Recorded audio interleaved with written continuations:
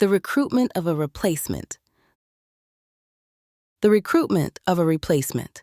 Thank you for joining me. I'm Wyche Mims, and these are my stories. I hope you enjoy them, and if so, hit that like button and please click the subscribe button. Don't forget to turn on your notifications, and you'll be notified when we drop a new story. Join us every Sunday, Wednesday, and Friday for new journeys. Now, sit back, relax, and enjoy today's narrative. Part 1. The Scroll. The blue light of the smartphone is a specific kind of cold. It's the light of a digital purgatory. Every Sunday night, while the rest of the city prepares for the work week, I submerge myself in the life I didn't choose. Asher. Even his name sounded like a sigh of expensive relief. I would scroll through his Sunday summaries, my thumb hovering over the glass, tracing the contours of a world that felt more real than my own tiny apartment. There they were, Asher, Cheyenne, and their two beautiful brown-skinned children, Nora and Leo. In the photos, the children looked like living masterpieces, their skin glowing under the canopy of a backyard oak or reflected in the crystal-clear water of a Mediterranean cove. And there was Asher, always in the center. He was the sun around which their perfection orbited. He was the ideal man. An architect who didn't just build houses, he built homes. He was a man who still looked at his wife with a hungry, protective intensity that made my throat tighten with envy. In my mind, Asher was frozen in time. He was still the boy from the senior formal, standing under a rain-slicked awning, smelling of sandalwood and the kind of gin that costs more than my monthly rent. He had promised me forever. He had looked into my eyes and told me I was his North Star. Then came graduation, then came the distance, then came Cheyenne. For 10 years, I lived in the what if. I compared every man I met to the ghost of Asher. If a date was too loud, he wasn't as poised as Asher. If he was too quiet, he lacked Asher's commanding presence. I was a woman haunted by a memory I refused to exercise. I didn't just want a husband. I wanted that husband. I wanted to be the woman in the linen dress holding the wicker basket. I wanted the beautiful children. I wanted the security of being loved by a pillar of the community. Then, the Sunday summaries stopped being about travel and architecture. The light in the photos changed from golden hour to fluorescent. Cheyenne had cancer, stage 3. And that was when the darkness in me, the part I usually keep under lock and key, began to whisper. If she dies, the throne is empty, and who knows his heart better than you? Part 2. The Careful Accident. Grief is a window. If you wait long enough, someone will leave it unlatched. I knew Asher's habits better than a stalker. I knew them as a devoted friend. I knew he shopped at the organic market on Tuesdays because he liked the quiet of the late evening aisles. I spent 3 weeks prepping, buying clothes that looked effortlessly elegant, practicing the exact tone of surprised concern in my bathroom mirror. On the 4th Tuesday, I saw him. He was standing in front of the artisan breads, staring at a loaf of sourdough as if it held the secrets to the universe. He looked older. There were shadows under his eyes that no filter could hide. Asher? I pitched my voice to the perfect frequency. Not too loud, not too aggressive, just a soft, melodic question. He turned, and for a heartbeat, I saw the boy from the formal. The recognition hit him like a physical weight. Jayla? Oh my God, Asher, I saw the news about Cheyenne. I stepped closer, entering the scent zone. I was wearing the sandalwood oil he used to love. I've been sick with worry for all of you. The children, how are they? He let out a breath that sounded like a collapse. They're confused. I'm confused. Everything is. It's a nightmare, Jayla. Truly. Let me help, I said, my hand grazing his forearm, just a second too long for a platonic friend. I'm just around the corner these days. I have so much time. Let me bring over dinner. Let me help with the kids' homework. Please, don't do this alone. He looked at me, and I saw the latch click open. That would be incredible. The house is so quiet now. Cheyenne sleeps so much. Part 3. The House of Lavender and Antiseptic. Walking into Asher's house felt like entering a temple. It was exactly as the photos promised: vaulted ceilings, floor-to-ceiling windows, and a kitchen that looked like it had never seen a messy meal. But there was an underlying scent now. Under the lavender candles, there was the sharp metallic tang of medicine. Cheyenne was upstairs. She was the queen in the tower, fading away while I stood in her kitchen, pouring wine into her crystal glasses. "It's a full-time job, Jayla," Asher whispered one evening. We were sitting at the kitchen island. The children were asleep.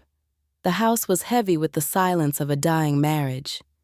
Keeping the spark alive, maintaining the image.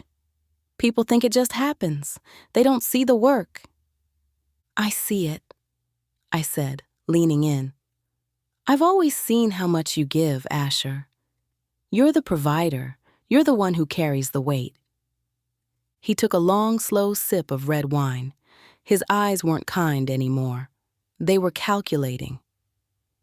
"Cheyenne knows it too. She's very devoted to my happiness. She doesn't want me to resent her for being sick. She knows a man like me has requirements." He stood up and beckoned me toward his office. This was the sanctum, the room where the blueprints were drawn. "She wants me to stay fresh," he said, his voice dropping to a low, chillingly calm register. "She says I shouldn't have to suffer just because her body is failing her."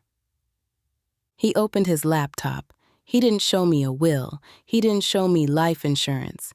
He showed me a spreadsheet. It was a list. Names of women.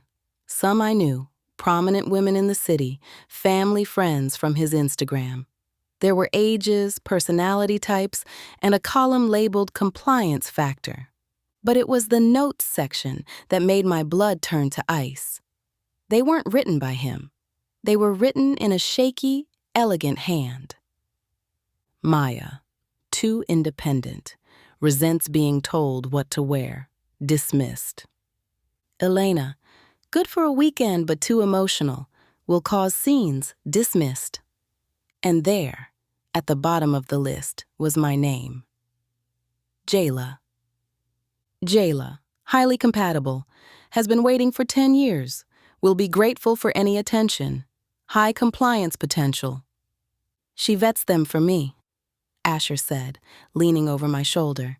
His breath smelled of wine and sandalwood. She's been doing it for years. She knew I was too much for one woman, so we made a deal. She stays the wife, the mother, the queen, and she manages my diversions. No secrets, just curated experiences to keep the marriage perfect. He clicked a tab. It was a contract, a succession plan. It outlined how I would move into the house, how I would care for the beautiful brown-skinned children, and exactly how many nights a week I would be expected to perform to keep Asher fresh. "She's waiting for us upstairs," Asher whispered. "She wants to see the woman who will be taking over the maintenance. She wants to hand over the keys herself." Part 4. The Queen in the Tower. I followed him up the stairs, my legs feeling like lead. My ideal man was a monster, and my interloper was a prisoner who had turned into a jailer to survive. The master bedroom was dark, save for a single lamp. Cheyenne lay there, a shadow of the woman in the photos. Her skin was sallow, her hair gone, but her eyes were terrifyingly sharp. "Jayla," she rasped. "You're late. Asher told me you'd be here weeks ago." I looked at her, then at him. You both planned this?" I planned it, Cheyenne said, a ghost of a smile touching her lips. I know my husband. I know he'll leave the moment I'm no longer pretty or useful. And if he leaves, he takes the money. He takes the children. He has the best lawyers in the state, Jayla.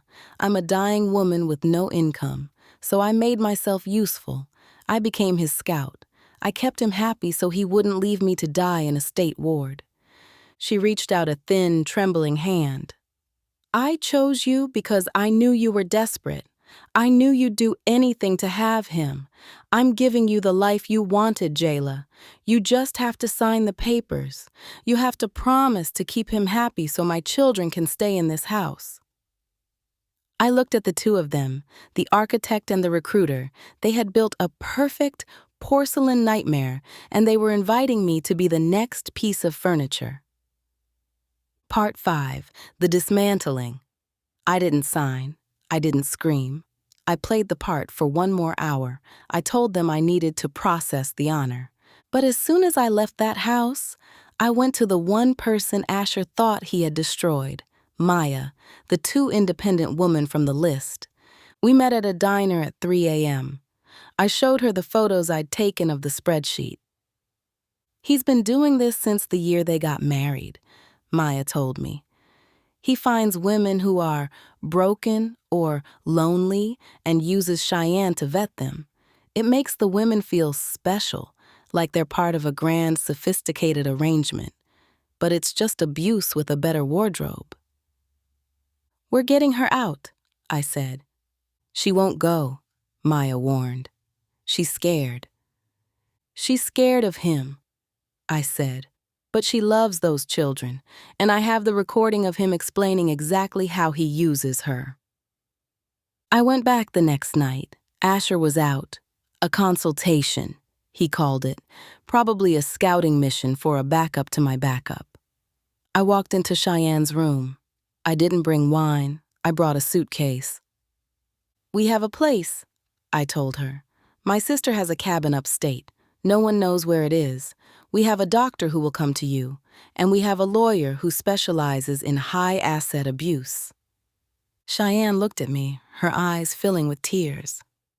He'll find us. Let him try, I said. I've already uploaded the transition file to a cloud server. If he follows us, the world sees the ideal man for exactly what he is. Part 6. The Final Sunday. The following Sunday, there was no summary. Asher returned to an empty house. No wife, no beautiful brown-skinned children, no compliant replacement waiting in the kitchen with a glass of wine. I stayed with Cheyenne for the final 3 months of her life. We sat on the porch of that cabin, watching the sun set over the trees. The children played in the dirt, their laughter finally sounding real, not posed.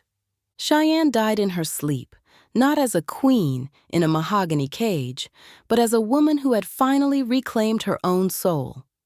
As for Asher, the ideal man is currently fighting 3 different lawsuits. His firm is in shambles. The myth is dead. I still look at my phone sometimes, but I don't scroll. I don't look for ghosts. I look at the photo I took on our last day at the cabin. A photo of me, Cheyenne, and the kids. We aren't wearing linen. The lighting isn't perfect. But for the first time in 10 years, I can breathe. The sandalwood is gone, and I finally like the smell of the rain. That was a pretty tough one, wouldn't you agree? I think we all learn to appreciate what we have and not long for what someone else has. We never know what's going on behind closed doors. Thank you for visiting with me today. Please don't forget to like this video, share this video, and subscribe to this channel. I'll see you again on Friday. Thanks for watching.